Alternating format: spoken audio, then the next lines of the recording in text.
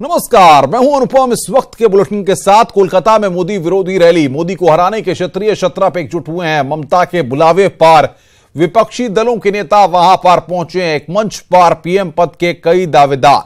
विपक्षी एकता की ताकत दिखाना चाहती हैं ममता। यूनाइटेड इंडिया रैली में विपक्ष के नेता वहां पर शामिल हो रहे हैं। आम चुनाव से पहले मोदी सरकार के खिलाफ यहां पर विपक्ष की यह बड़ी रैली। यह रैली मोदी सरकार के अंत की शुरुआत है। ममता बनर्जी इस बात को कह रही हैं। तो मोदी वर्सेस ऑल, एक मंच पर विपक्षी एकता की ताकत को दिखाना चाहती हैं Mamata Banerjee. United India rally में होंगे विपक्ष के कई नेता शामिल।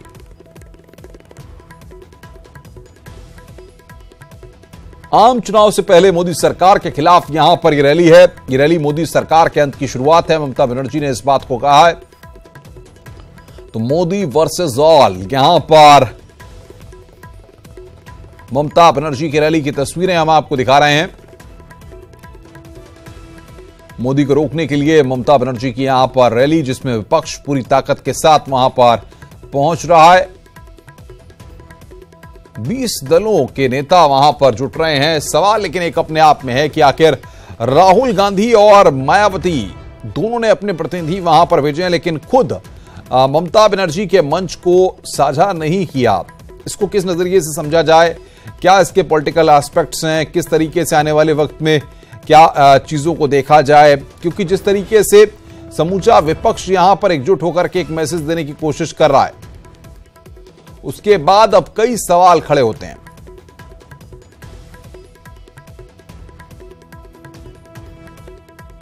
तो तमाम नेता यहां पर ममता बनर्जी की रैली में मंच पर वहां पर जुटे हुए हैं, पहुंचे हुए हैं और लगातार संबोधन अलग अलग राज्यों से पहुंचे हुए दिग्गजों का, पॉलिटिकल पार्टीज के लोगों का जारी है।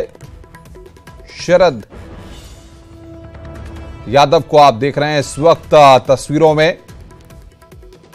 मोदी को हराने के लिए क्षत्रिय शतरप वहां पर एकजुट हैं। एक अपार जनसमूह कहा जा सकता है कि इस वक्त कोलकाता में ममता बनर्जी की रैली में जुटा हुआ है। ये तस्वीरें इस वक्त हम आपको दिखा रहे हैं आपकी टेलीविजन स्क्रीन पर।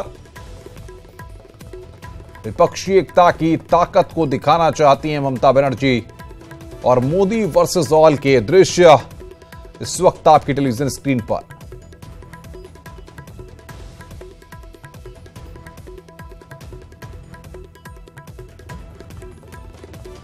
तमाम पार्टियों के दिग्गज वहां पर जुटे हुए हैं। ममता बनर्जी ने ब्रिगेड की रैली को सफल बनाने में आपको बता दें कि पूरी ताकत वहां पर झोंक दी है और इस कोशिश की पीछे उनकी तमन्ना केवल एक है कि पश्चिम बंगाल की राजनीति में एक बड़े कद के रूप में जो वो स्थापित हैं। तमाम दलों के नेता कोलकाता पहुंचे हुए हैं। एक ऐसा माहौल बनाने की वहां पर कोशिश हो रही है कि देश का माहौल नरेंद्र मोदी के खिलाफ हो चुका है। उनकी नीतियां जनविरोधी हैं और नेता उनका साथ छोड़ रहे हैं। ममता बनर्जी का मकसद है कि एक संदेश पूरे देश में भेजा जाए कि नरेंद्र मोदी से लड़ने के लिए समूचा विपक्ष एक साथ खड़ा हुआ है। 28 दलों के साथ मिलकर दिल्ली में सरकार बनाने वाली बीजेपी कोलकाता में 20 दलों के उद्घोष को लेकर अब आने वाले वक्त में क्या कदम उठाएगी, ये यहां पर देखना होगा। क्योंकि सवाल यहां पर यह है कि पहली बार विपक्ष की ऐतिहासिक रैली हो रही है, क्योंकि विपक्ष का ऐसा जमावड़ा अमूमन देखने को नहीं मिलता। और मुझे लगता है कि कई साल पहले शायद ऐसा दृश्य आया होगा 70-80 के आसपास, जब इस तरह की तस्वीरें देखने को मिली होंगी। क्योंकि ज्योति बसु ने कांग्रेस को उखाड़ फेंकने के लिए 1977 में संयुक्त विपक्ष की मुट्ठी तब तानी थी और उसके बाद इस ऐतिहासिक मैदान में उतने लोग कभी नहीं आए। ममता की रैली में चंद्रशेखर राव को छोड़कर विपक्ष के अधिकांश नेता माना जा रहा है कि पहुंच रहे हैं और पहुंचे हुए हैं। कांग्रेस से लेकर JDS, national conference, NCP, RJD, SP, BSP, TDP, आम आदमी पार्टी समेत कम से कम 20 दलों के नेता, कई मुख्यमंत्री, कई पूर्व मुख्यमंत्री, दर्जनों पूर्व मंत्री ब्रिगेड के मैदान में वहां पर मौजूद। और सबके निशाने पर अगर कोई होगा, सबके बयानों को सुनना होगा। उसके बाद ये कहा जा सकता है कि सबके टारगेट पर प्रधानमंत्री मोदी होंगे 2019 का, क्योंकि लोकसभा का चुनाव है। बीजेपी तमाम मुद्दों को लेकर आगे बढ़ रही है। इधर ममता बनर्जी इन 20 दलों के सहारे विपक्ष की एकजुटता को, विपक्ष की ताकत को और कोलकाता के साथ यहां पर पूरे देश को एक मैसेज देने की कोशिश करेंगी, क्योंकि ममता बनर्जी ने कहा है कि बीजेपी जो है इस बार ज्यादा अपने आप को प्रोजेक्ट नहीं कर पाएगी और बहुत सीमित सीटों तक सिमट जाएगी। तो ब्रिगेड का मैदान पूरी तरह से खचाखच भरा हुआ है, मंच पूरी तरह से सजा हुआ है, भाषण लगातार चल रहे हैं, तमाम लोगों की भीड़ वहां पर जुटी हुई है।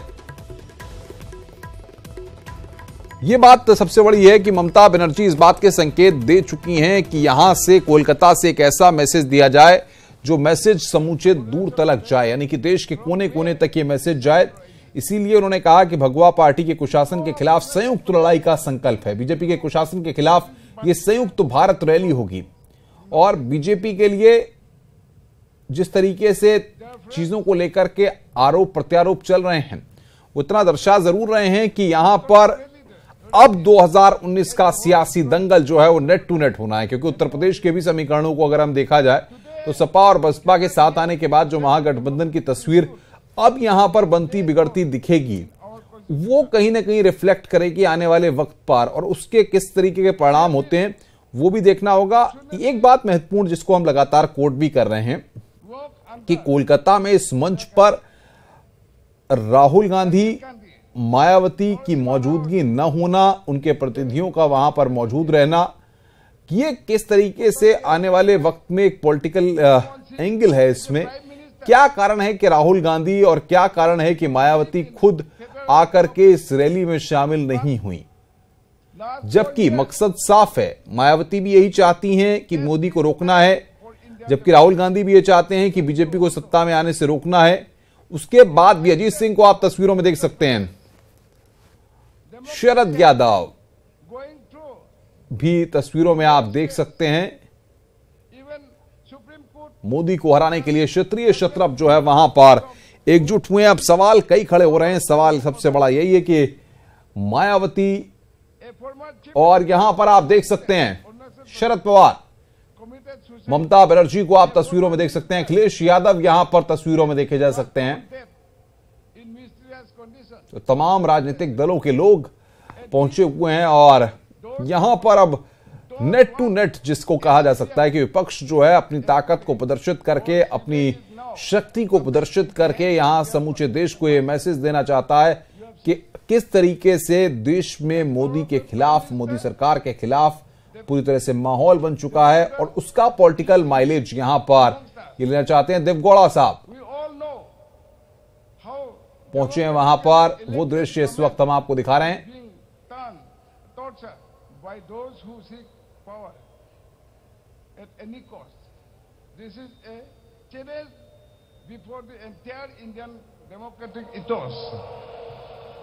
The people in Delhi are dividing the country, especially Northeast. The Armed Citizen Amendment Bill and the framework agreement between Delhi and Naga people are an example of how political parties are dividing the country just like British rulers in the past. Let this brigade rally bring a new chapter in Indian political history. The wisdom of Swami Vivekananda, Ramakrishna Paramhans, Dr. Radhakrishna, Sarvapalli Radhakrishna, and Gurudev Rabindranath Tagore guide us in making India the strongest and largest democracy in India. Therefore, Mamtaji, I really appreciate you that you have organized this historic rally for all the organizations, regional parties. But I would like to request all the regional parties should be together, and in a common platform we should voice the voice of the people and save the democracy we have to regularly meet. Not only every interval, this type of rally should be convened, so that a concrete decision should be made by us, so that we can replace. It should be the power of the people. Our high command are the people, voters, leaders, not in center. Therefore, things should be changed. Therefore, I would like to request you that this kind of historic movement should not allowed to be banished, be maintained all the time to come. I have come here to strengthen the hands of Mamtaji and all like-minded people, and also my colleagues. Thank you very much. Thanks a lot, Mr. Apangji. Now I would request Mr. Laldomaji from Mizoram, the Mizoram Zhuang Public Party, People's Party, the leader, opposition leader there, to address the gathering. Now you see the northeastern, from Assam to Tripura to Manipur to Arunachal to Mizoram. All my friends are here. It's a great victory for this United India Alliance. तो कोलकाता से ये live तस्वीरें हम आपको दिखा रहे थे किस तरीके से वहां पर ममता बनर्जी की रैली में विपक्ष के नेताओं का जमावड़ा लगा हुआ है और भीड़ जुटी हुई है और यहां से एक मैसेज देने की कोशिश हो रही है। देखते हैं और आगे क्या कुछ बयान इस रैली से सामने आते हैं, इस पर लगातार न्यूज 18 की नजर बनी हुई है। आगे बढ़ते हैं। लखनऊ में शिक्षकों का धरना प्रदर्शन आज भी जारी है। इको गार्डन में हजारों की संख्या में शिक्षा मित्र डेरा जमाए हुए हैं। इनका कहना है कि सरकार अध्यादेश लाकर इनको शिक्षक बनाने का रास्ता साफ करे। जब तक ऐसा नहीं होगा इनका धरना प्रदर्शन जारी रहेगा। प्रदेश के करीब 1,37,000 शिक्षा मित्रों का समायोजन 25 जुलाई 2017 को सुप्रीम कोर्ट के एक आदेश से रद्द हुआ था। इसके बाद से ही शिक्षा मित्र लगातार सरकार से मांग कर रहे हैं कि उनको वापस शिक्षक बनाए जाने का रास्ता निकाला जाए।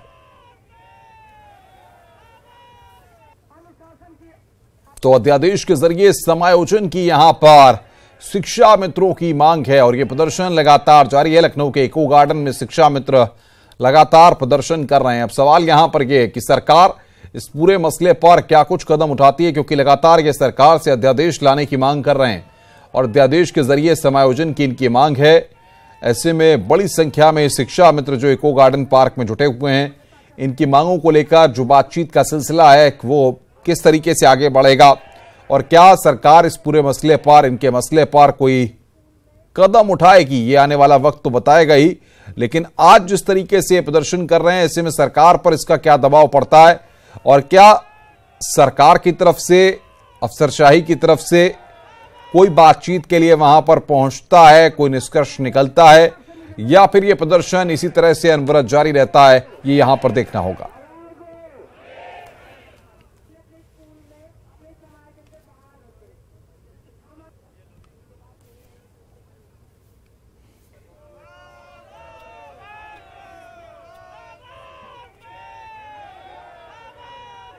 अनुशासन की अपंगता कर रहे हैं। प्लीज आपसे निवेदन है कि बैठिए।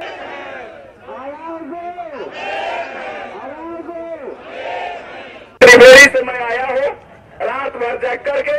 यहाँ पर जो हर जाति में, हर पार्टी में न बांटते हुए मेरी नियुक्ति 2002 की है। परीक्षा में बैठाया जा रहा है। सवाल है कि हम लोग बच्चों को पढ़ाए, उनको या तो जीतेंगे या तो हारेंगे, तो में ये वो तो आकर के आशीर्वाद दीजिए। इसी के साथ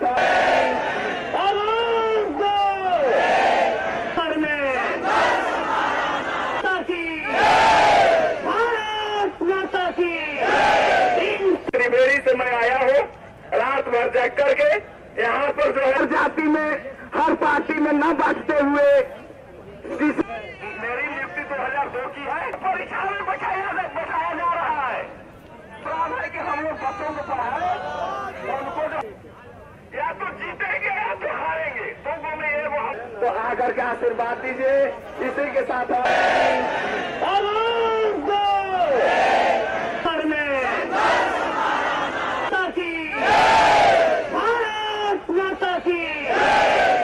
त्रिवेणी से मैं आया हूँ रात भर जाग करके।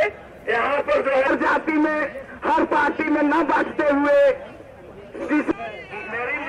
और बातचीत करने के लिए राजीव हमारे साथ सीधे जुड़ रहे हैं। राजीव, फिलहाल अगर स्थिति की बात करें, प्रदर्शन तो लगातार जारी है, लेकिन जिस तरीके से इनकी जो मांगे हैं उसको लेकर सरकार पर कोई दबाव बनता नजर आ रहा है? सरकार किसी फ्रंट पे कोई बातचीत के लिए तैयार है? क्योंकि इससे पहले भी कई बार प्रदर्शन हो चुके हैं, बातचीत हो चुकी है, लेकिन नतीजा कुछ नहीं निकला।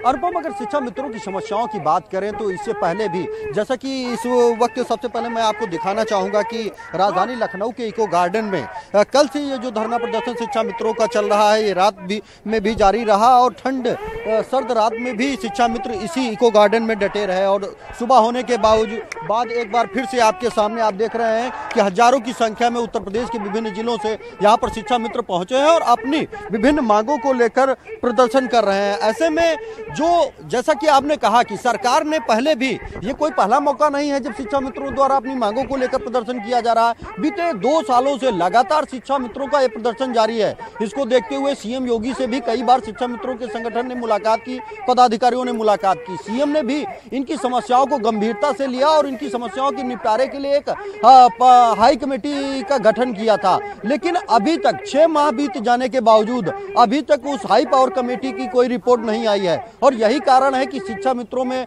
नाराजगी जो है वो बढ़ती जा रही है। उनका ये कहना है कि जो टीटी परीक्षा है उसको खत्म किया जाए, उनको सीधे अध्यादेश लाकर उनको शिक्षक पद पर नियुक्ति दी जाए। ऐसे में जो ये मांग है इसको लेकर कई बार इनके जो प्रतिनिधि मंडल रहे हैं उन्होंने मुलाकात की है, उन्होंने बात की है। ऐसे में कुछ शिक्षा मित्र हमारे साथ मौजूद भी हैं जिससे हम सीधे बात करेंगे। बिल्कुल बिल्कुल। क्या मांग है आपकी प्रमुख? हमारी मांग ये है कि हमारी जो इज्जत, जो हमारा सम्मान छीना गया है, उसे सम्मान को हमारे वापस दिया जाए और हमें समायोजित के शिक्षक के पद पर वापस किया जाए। जब तक हम शिक्षक नहीं बनेंगे हम लखनऊ की धरती को छोड़कर नहीं जाएंगे। इसके लिए हमें अपने चाहे बीवी बच्चों की, अपने सब चीज की कुर्बान कर हम आए और यहाँ से भी हम अपनी कुर्बानी देकर ही जाएंगे। आपकी क्या है? सही, मैं आपके चैनल के माध्यम से मैं भारत सरकार और उत्तर प्रदेश सरकार के सामने ये बात रखना चाहता हूँ कि भारत सरकार और उत्तर प्रदेश सरकार ये कहती है कि ये सुप्रीम कोर्ट का आदेश है, हम उसका पालन करेंगे। तो मैं भारत सरकार और उत्तर प्रदेश सरकार से ये कहना चाहूँगा कि जल्ली कुट्टू के मामले में सुप्रीम कोर्ट का आदेश था, SC एक्ट